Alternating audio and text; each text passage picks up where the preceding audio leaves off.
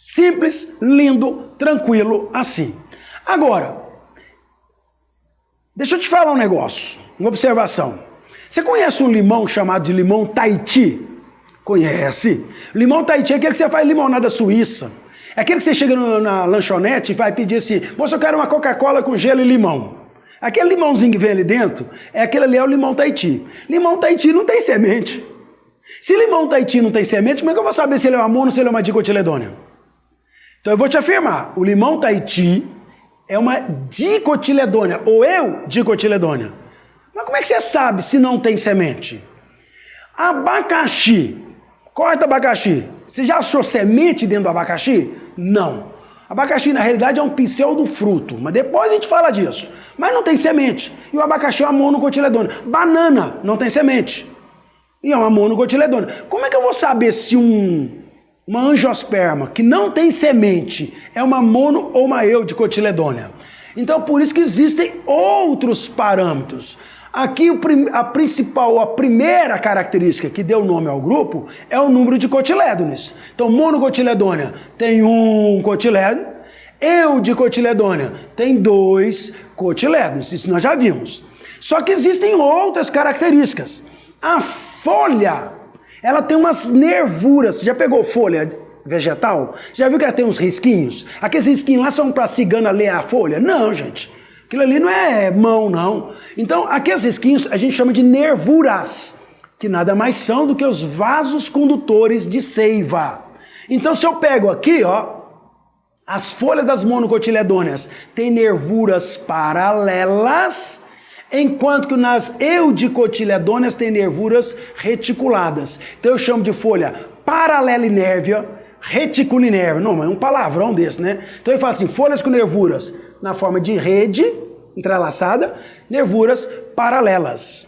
Observe que a reticulinérvia tem um cabinho aqui, ó, que nós chamamos de pecíolo, portanto ela é peciolada, enquanto que nas monocotiledôneas não tem cabinho, ela tem uma bainha, então nós chamamos ela de invaginante.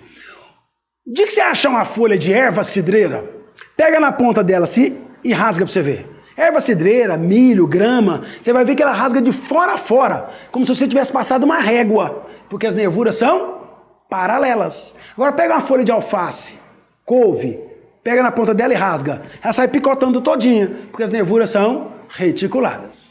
Uma outra característica é com relação ao tipo de raiz. Então nós já vimos número de cotilédone, tipo de folha, tipo de raiz.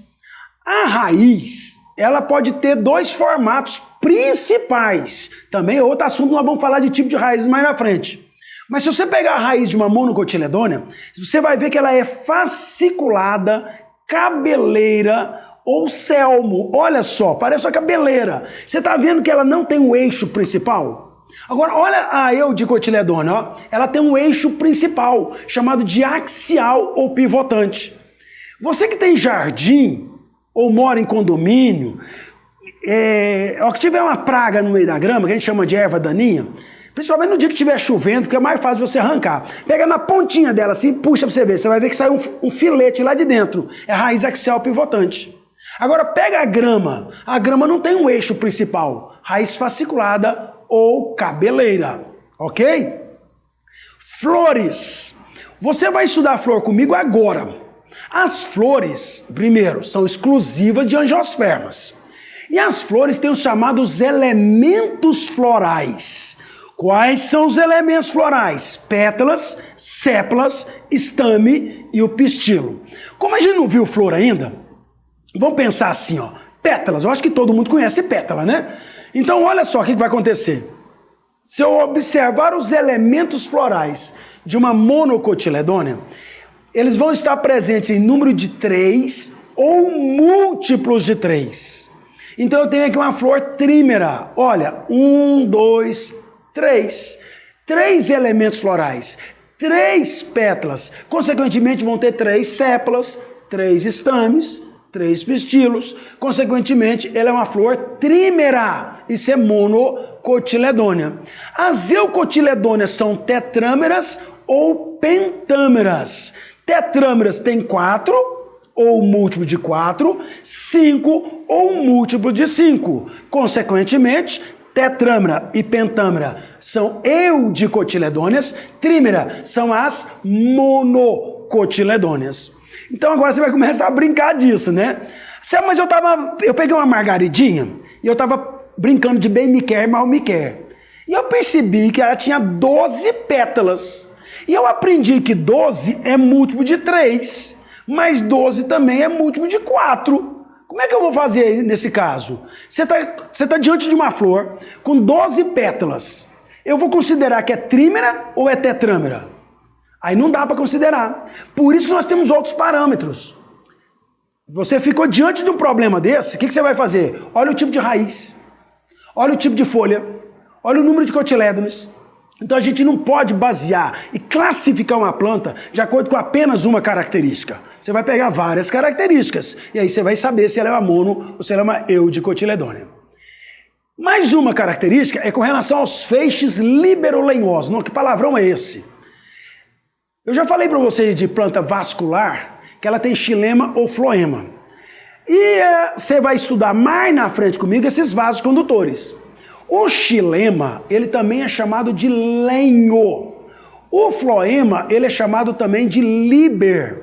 Então, ó, liberolenhosos, floema e xilema. No caule, esses feixes estão agrupados. Ou esses vasos estão agrupados, desculpa. No caule, os vasos estão agrupados, formando feixes. No caule das monocotiledôneas, eles estão dispersos. Nas eudicotiledôneas, eles estão agrupados. Deixa eu te mostrar um negocinho aqui só, rapidinho. Quer ver? Ó? Quando a gente falar de feixes liberolenhosos, é o seguinte. Isso é no caule. Xilema e floema, eles formam um feixe. Então isso aqui é um conjunto, ó, de xilema e de floema. Você vai aprender comigo depois que o xilema sempre é para dentro e o floema é para fora. O que acontece é que isso aqui é um feixe.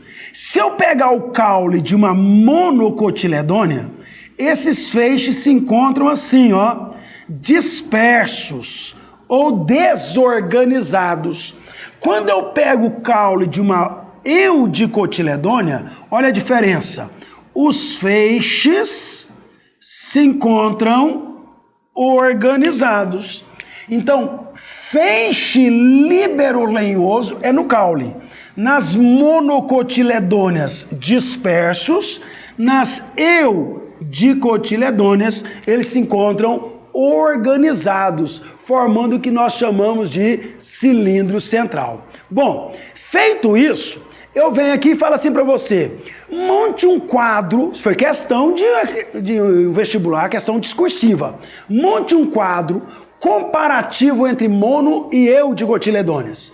Então, monocotiledônea tem um cotilédon, folhas com nervuras paralelas, raiz fasciculada ou cabeleira, flores trímeras e os feixes liberolenhosos no caule se encontram espalhados, dispersos, desorganizados.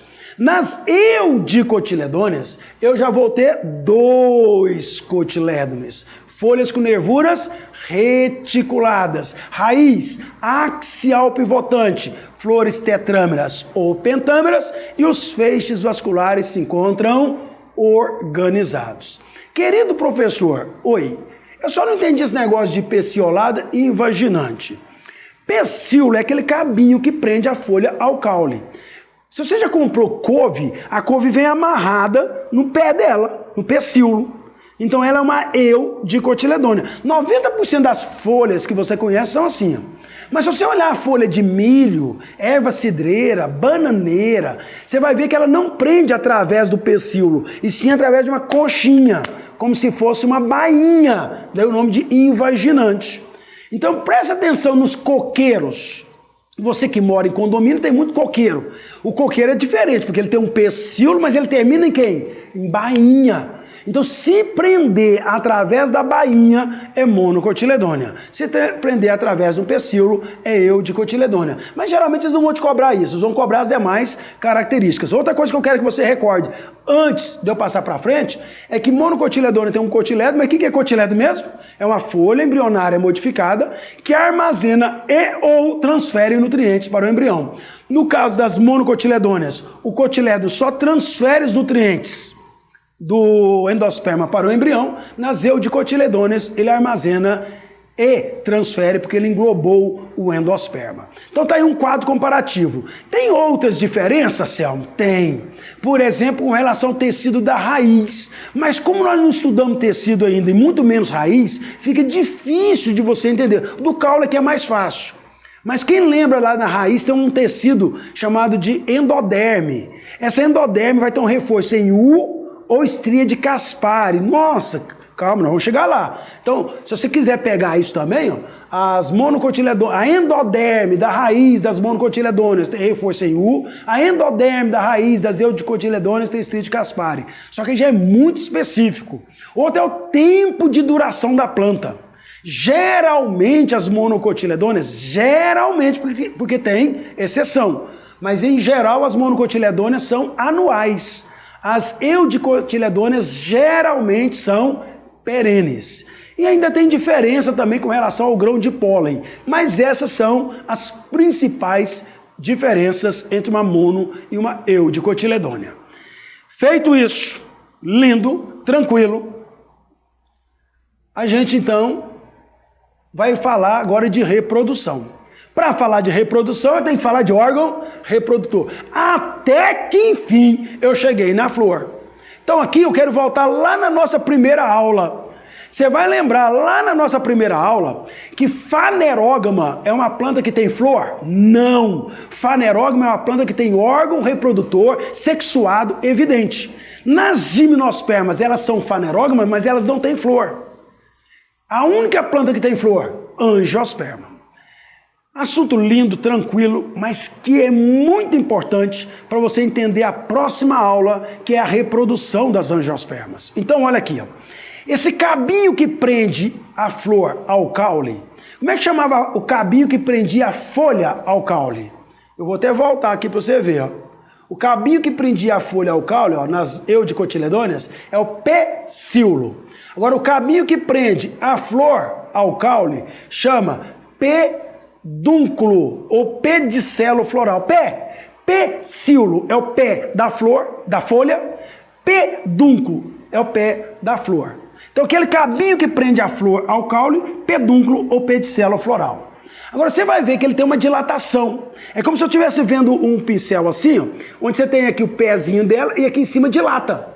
Então, a dilatação do pedúnculo floral a gente chama de receptáculo floral.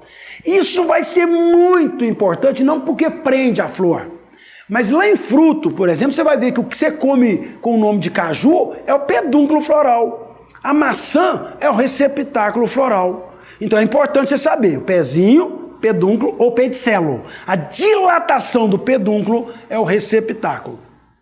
Agora vem os elementos florais que eu te falei, que a flor pode ser trímera, tetrâmera ou pentâmera. Aqui eu tenho as famosas sépalas. Essa estruturinha que fica embaixo da flor. Quando você compra uma flor fechadinha, que a gente chama de botão floral, você já percebeu que ela é esverdeada? E essas partes esverdeadinhas aqui, ó, é a tal da sépala, certo? Agora, o que vai acontecer? Essas sépalas, eu não tenho só uma sépala, eu tenho um conjunto de sépalas. Então são folhas modificadas, são rústicas, são verdes, podem fazer fotossíntese. E o que você vai observar? Que o conjunto dessas sépalas nós chamamos de cálice. Muitos autores de exercícios tratam isso como se fosse sinônimo. Não é. Sépala é a sépala, bonitinha, cada folhinha dessa. Cálice é o conjunto de sépalas.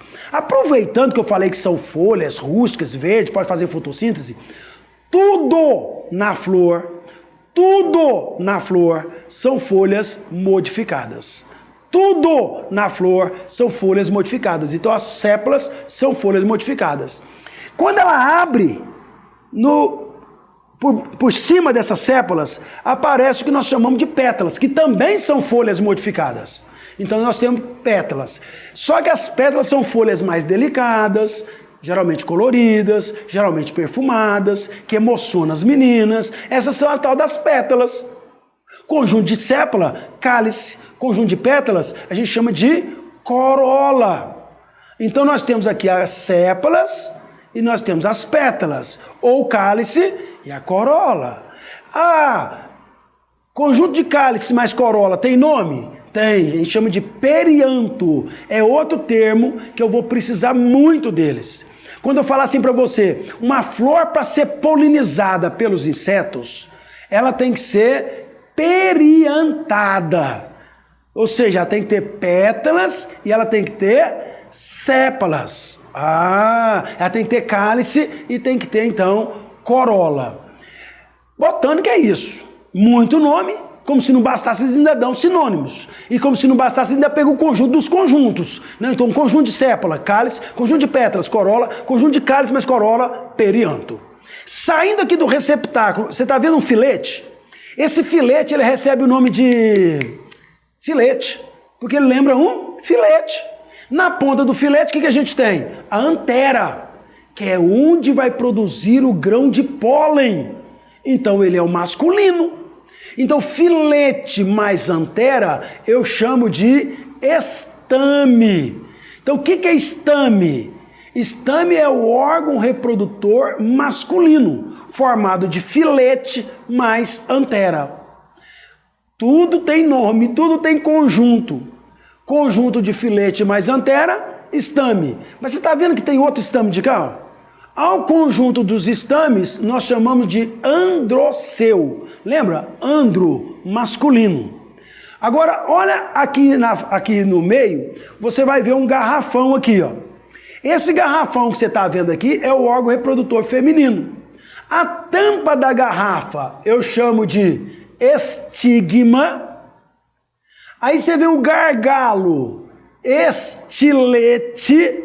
E essa parte bujuda aqui, ó, nós vamos chamar de ovário. Então, estigma, estilete e o ovário, lá dentro eu tenho os óvulos. Isso a gente chama de pistilo. E o que é pistilo? É o órgão reprodutor feminino. Androceu é o masculino, então pistilo é o gineceu.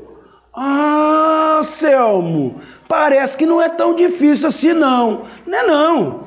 O pezinho que segura a folha, a flor, ao caule, a gente chama de pedúnculo. A dilatação dele, receptáculo. Aí nós temos aqui, ó, sépalas, conjunto de sépala, cálice. Aí depois vem as pétalas, conjunto de pétalas, corola. Aí nós temos o filete mais antera, é o estame, que forma o androceu. Estigma, estilete e o ovário com os óvulos. O que o óvulo forma mesmo, gente? O óvulo forma semente. Então o óvulo apareceu lá na gimnosperma. Esse conjunto aqui é o pistilo, que forma o gineceu, que é o órgão reprodutor feminino. Vamos aplicar isso? Vamos ver. Isso aqui é uma questão de prova também. E ele te deu essa estrutura, que é exatamente o que a gente acabou de falar para você.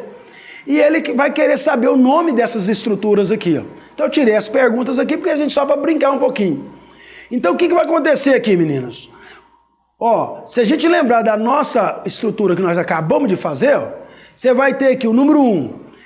Ou é o pedúnculo ou o receptáculo. Mas como ele está mais aqui para cima, a gente está chamando ele de receptáculo. O número 2 são as sépalas. Conjunto de sépala, cálice. O número 3... pétalas, conjunto de pétalas, corola. O número 4, filete mais antera. Filete mais antera forma quem? O estame. Conjunto de estame, androceu. Então, estame ou androceu. Eu coloco, numa questão discursiva, eu colocaria estame. Mas como o pessoal acaba falando como se fosse sinônimo, androceu é o conjunto de estames, mais estame ou androceu. Tipo aqui, o 5. O 5 é esse garrafão aqui no centro, certo? Esse garrafão é o órgão reprodutor feminino. então ele é chamado de quê? Pistilo ou gineceu. Agora, de que é formado o pistilo? O 5 em si seria o estigma.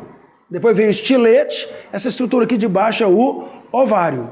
O estigma, o estilete e o ovário, toda essa estrutura aqui a gente chama de pistilo ou gineceu.